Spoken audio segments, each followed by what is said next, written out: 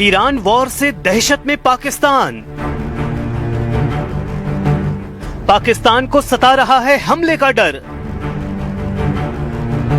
क्या ईरान युद्ध इस्लामाबाद की तबाही का ट्रेलर है? ईरान के खिलाफ अमेरिका और इजराइल ने जिस जंग का आगाज किया है, उसके साइड इफेक्ट की सबसे नई खबर पाकिस्तान से आई है, जहां ईरान में छिड़ी जंग की दहशत को साफ महसूस किया जा रहा है। ईरान में बढ़ते हमलों और तनाव के बीच पाकिस्तान के भीतर बेचैनी बढ़ गई है। सड़कों पर विरोध प्रदर्शन हो रहे हैं, सुरक्षा एजेंसियां अलर्ट पर हैं और सियासी गलियारों में भी चिंता साफ दिखाई दे रही है। सबसे बड़ी आशंका यही है कि अगर ये जंग और फैलती है तो उसका असर सीधे पाकिस्तान की सुरक्षा और स्थिरता पर पड़ सकता है। ये महज हवाई खबर नहीं है, बल्कि खुद अनहोनी आशंकाओं को पाकिस्तान ताकत दे रहा है। दरअसल पाकिस्तान के रक्षा मंत्री ख्वाजा आसिफ खुद इस खतरे को खुलकर बयां कर चुके हैं। आसिफ ने कहा कि ईरान में छिड़ी जंग पाकिस्तान की तबाही का ट्रेलर बन सकती है। उनका आरोप है कि इजराइल ने ईरान पर जबरन युद्ध थोपा है ताकि इसका असर पाकिस्तान की सीमाओं तक पहुंचे। आसिफ ने इसे ज़ायोनिज्म एजेंडा बताते हुए चेतावनी दी है कि इससे पूरे इलाके की रणनीतिक तस्वीर बदल सकती है। पाकिस्तान की इस दहशत के पीछे उसकी भौगोलिक स्थिति भी बड़ी वजह है। पाकिस्तान और ईरान के बीच करीब 900 किलोमीटर लंबी सीमा लगती है, जो बलूचिस्तान के बेहद संवेदनशील इलाके से गुजरती है। इस सीमा के दोनों तरफ पहले से ही उग्रवाद, तस्करी और अलगाववादी गतिविधियां मौजूद रही हैं। ऐसे में अगर ईरान में जंग और अस्थिरता बढ़ती है तो उसका सीधा असर पाकिस्तान के बलूचिस्तान प्रांत पर पड़ सकता है। यही वजह है कि इस्लामाबाद को डर सता रहा है कि मिडिल ईस्ट की ये जंग उसके दरवाजे तक पहुंच सकती है। जानकार भी मानते हैं कि ईरान में हालात बिगड़ने से पाकिस्तान की सुरक्षा चुनौतियां और बढ़ सकती हैं। लेकिन इस डर की कहानी ईरान और इजराइल तक नहीं है। पाकिस्तान के राष्ट्रपति आसिफ अली जरदारी को भी ऑपरेशन सिंदूर की चोट रह रह कर सता रही है। Today, trapped in the strategic short-sightedness, India's leaders said they are preparing for another war. As a lifelong advocate of regional peace, I would not recommend. Today, trapped in the strategic short-sightedness, India's leaders said they are preparing for another war. As a lifelong advocate of regional peace, I would not recommend. जाहिर है Iran की जंग ने पाकिस्तान के भीतर सिर्फ सुरक्षा चिंता ही नहीं बढ़ाई है, बल्कि पूरे क्षेत्र में एक नए टकराव की आशंका को भी हवा दे दी है।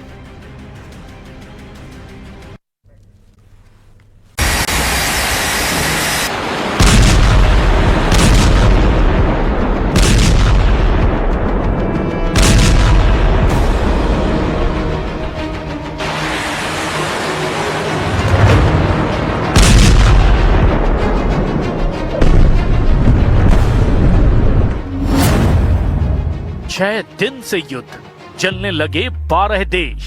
खामनेई का खैबर युद्ध अभी बाकी है।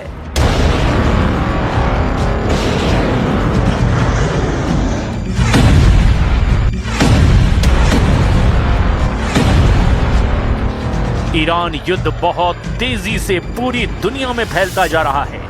अमेरिका की पनडुब्बी ने हिंद महासागर में ईरानी युद्धपोत IRIS डेना को श्रीलंका के पास हमला करके डुबो दिया है। हमले में अब तक 87 ईरानी नौसैनिक मारे गए हैं। दावा किया जा रहा है कि दूसरे विश्व युद्ध के बाद से अमेरिकी नौसेना का किसी भी देश की नौसेना पर सबसे बड़ा और घातक हमला है। इस हमले के बाद ईरान ने ऐलान कर दिया कि अमेरिका और इजराइल ने सभी रेड लाइन क्रॉस कर दी है और अब ईरान सबसे विनाशक हमले आधुनिक हथियारों से करने जा रहा है। दावा किया जा रहा है कि इजराइल के शिमोन पेरेस नेविक परमाणु अनुसंधान केंद्र, जिसे डिमोना के नाम से भी जाना जाता है, उस पर ईरान अपनी हाइपरसोनिक मिसाइलों से किसी भी वक्त हमला कर सकता है। और अगर ऐसा हुआ तो आधी दुनिया विनाश के मुंह में समा सकती है। और अगर ईरान ने इजराइल के परमाणु संयंत्र में धमाका किया तो तत्काल इसका प्रभाव 2 लाख से ज्यादा लोगों पर अकेले इजराइल में पड़ेगा। अब हम आपको दिखाने जा रहे हैं कि अमेरिका और इजराइल के तांडव का सामना कर रहा ईरान कैसे अब ऐसे युद्ध में समा जाता है जहां ईरान के सर्वनाश के साथ साथ मिडिल ईस्ट में भीषण तबाही साफ नजर आ रही है। मैं इस वक्त एक बिल्डिंग के नज़दीक हूं, बिल्डिंग के अंदर जाऊंगा और आपको दिखाऊंगा किस तरीके की तबाही यहां पे इस मिसाइल अटैक से हुई है। इस वक्त न्यूज़ 18 की टीम है रियल ग्राउंड ज़ीरो पे और आप देख सकते हैं ये इर्द गिर्द तबाही है जो यहाँ पे टेल अवीव में हुई है, जो किस तरीके की तबाही हुई है। इन बिल्डिंग्स में सब कुछ तबाह हो गया है और टेल अवीव में ये वो जगह है जहाँ पे इर्द गिर्द काफ़ी सारी बिल्डिंग्स को नुकसान पहुँचा है। ये देख सकते हैं आप क्या हाल है इस वक्त टेल अवीव में, कई जगहों का जहाँ पर मिसाइल्स गिरे हैं और यही हाल हम यहाँ पे काफ़ी जगहों पे देख रहे हैं। 6 दिन में फोड़े 5000 बम, अब फूटेगा परमाणु बम। पिछले 6 दिन से जारी खूनी युद्ध में ईरान को प्रचंड नुकसान हुआ है। दावा किया जा रहा है कि अमेरिका और इजराइल ने ईरान के मिसाइल हमले की क्षमता को 86% तक कम कर दिया है, जबकि ड्रोन हमलों में भी 70% से ज्यादा की कमी आ चुकी है। वहीं ईरान ने भी Qatar, Saudi Arab, Kuwait, UAE, Bahrain, Jordan, Iraq, Cyprus और इजराइल पर मुख्य रूप से टारगेटेड हमले किए हैं। ईरान ने इजराइल और अमेरिका के हमलों के जवाब में ऑपरेशन ट्रू प्रॉमिस 4 के तहत पूरे मध्य पूर्व में भीषण जवाबी कार्रवाई की है। 6 दिन के युद्ध में अभी तक ईरान की जमीन पर किसी भी देश का कब्जा नहीं हुआ है। वहीं इस वक्त पूरे ईरान में अमेरिका और इजराइल के हमले होते ही जा रहे हैं। दोनों ही ईरान के मिसाइल और ड्रोन हमलों के लॉन्च पैड को तबाह करने में जुटे हैं। ईरान के कम से कम 130 शहरों पर हमले हो चुके हैं। अब हम आपको इन 6 दिनों के भयानक युद्ध के वार पलटवार के दावे दिखाते हैं। ईरान पर लगातार ताबड़तोड़ हमले कर रहा है इसराइल यूएस फोर्सेस के साथ मिलके, लेकिन ईरान की तरफ से भी एक तो यूएस की एम्बेसीज हों या फिर यूएस की बेस मिलिट्री बेसिस हों मिडल ईस्ट में, इसी तरीके के हमले किए जाते हैं। वहाँ पे भी काफ़ी तबाही हुई है। तो ये कहा जा सकता है कि पूरा जो क्षेत्र है मिडल ईस्ट का वो इस जंग की लपेट में आ चुका है और पूरे मिडल ईस्ट में जो है काफ़ी तनाव है और मिडल ईस्ट में काफ़ी जगहों पे एयर स्पेस भी बंद है।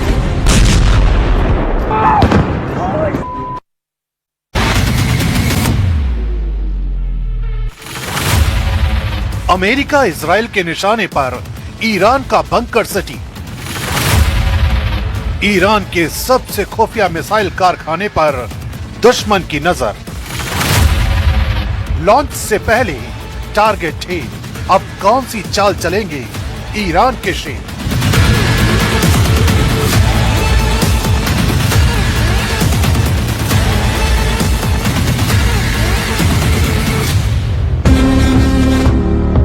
ईरान की मिसाइलों को उसकी असली ताकत माना जाता है।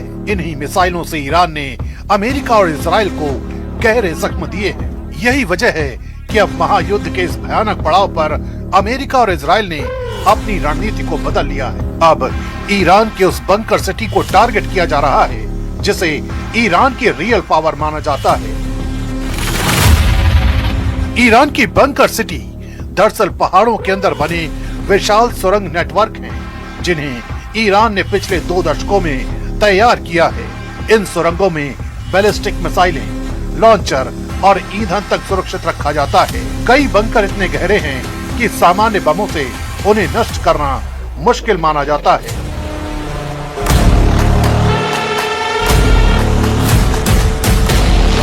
ईरान की रेवोल्यूशनरी गार्ड ने इन अंडरग्राउंड ठिकानों के वीडियो भी जारी किए हैं, जिनमें ट्रकों पर लगी मिसाइलें लंबी सुरंगों के अंदर कतार में दिखाई देती हैं। रणनीति साफ है, अगर दुश्मन हवाई हमला करे तो मिसाइलें सुरक्षित रहें और अचानक बाहर निकलकर जवाबी हमला किया जाए। लेकिन अब यही सुरंगें लगातार निगरानी में हैं। I'm once again calling on all members of the Iranian Revolutionary Guard, the military and the police to lay down their arms. They're only going to be killed. And now is the time to stand up for the Iranian people and help take back your country. You're going to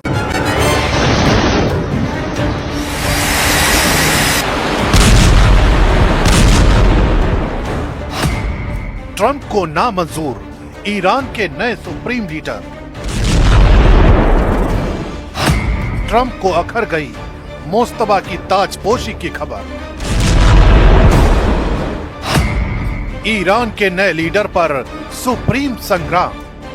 Iran और Israel की जमीन धमाकों से धधक रही है। इस कोहराम के बीच America के राष्ट्रपति डोनाल्ड ट्रंप की नाराजगी पश्चिम एशिया में नई मुसीबत ला सकती है। अमेरिकी राष्ट्रपति डोनाल्ड ट्रंप के बयान के मुताबिक खामेनेई की विरासत के अगले वारिस मोस्तबा उन्हें नामंजूर है। मोस्तबा खामेनेई का सुप्रीम लीडर बनना स्वीकार नहीं है। वे पुरानी कट्टर नीतियों को ही आगे बढ़ाएंगे। ईरान को ऐसा नेता चाहिए जो शांति लाए। अगर गलत नेतृत्व आया तो फिर युद्ध होगा। ईरान के नेतृत्व पर दुनिया की सुरक्षा निर्भर है। यानी ट्रंप चाहते हैं कि ईरान पर शासन करने वाला उनकी पसंद का हो। दरअसल ईरान की राजनीति में सुप्रीम लीडर का पद सबसे शक्तिशाली माना जाता है। इस पद पर लंबे समय तक अली खामेनेई रहे। 28 फरवरी को एयर स्ट्राइक में उनकी हत्या के बाद उनके उत्तराधिकार को लेकर चर्चा तेज हुई। नाम आया उनके बेटे मोस्तबा खामेनेई का। इसी बीच अमेरिका के राष्ट्रपति डोनाल्ड ट्रंप ने कहा, ईरान के अगले सुप्रीम लीडर के चयन में अमेरिका की राय होनी चाहिए। ट्रंप का कहना है कि अगर ईरान में ऐसा नेता चुना जाता है जो पुरानी नीतियों को जारी रखेगा तो क्षेत्र में तनाव बना रहेगा।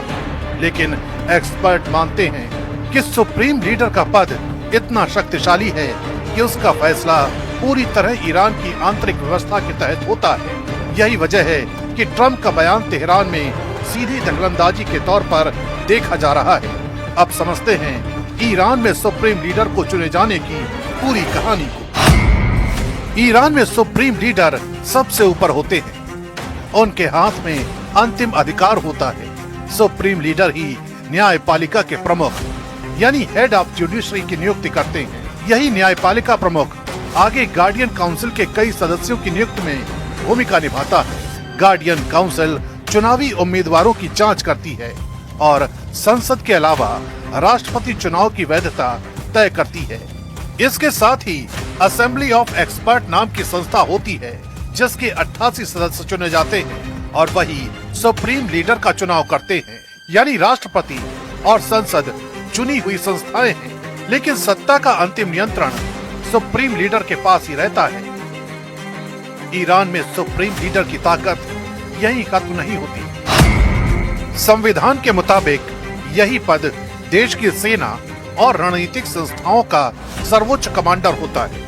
यानी IRGC समेत सैन्य बल सीधे सुप्रीम लीडर के अधीन रहते हैं। रक्षा नीति, परमाणु कार्यक्रम और विदेश नीति की अंतिम दिशा भी वही तय करता है। सुप्रीम लीडर ही युद्ध या शांति से जुड़े फैसलों को मंजूरी देता है और जरूरत पड़ने पर जनमत संग्रह कराने का अधिकार रखता है। इतना ही नहीं, अगर राष्ट्रपति देश के हितों के खिलाफ काम करता हुआ माना जाए तो उसे पद से हटाने की प्रक्रिया भी सुप्रीम लीडर की मंजूरी से ही आगे बढ़ती है। यानी तेहरान की असली सत्ता का केंद्र यही पद माना जाता है। इसलिए जब डोनाल्ड ट्रंप ईरान के नए सुप्रीम लीडर पर सवाल उठाते हैं तो ये मामला सिर्फ बयानबाजी का नहीं रहता। ये सीधे ईरान की सत्ता, संप्रभुता और पश्चिम एशिया की आने वाली राजनीति से जुड़ा बड़ा टकराव बन जाता है।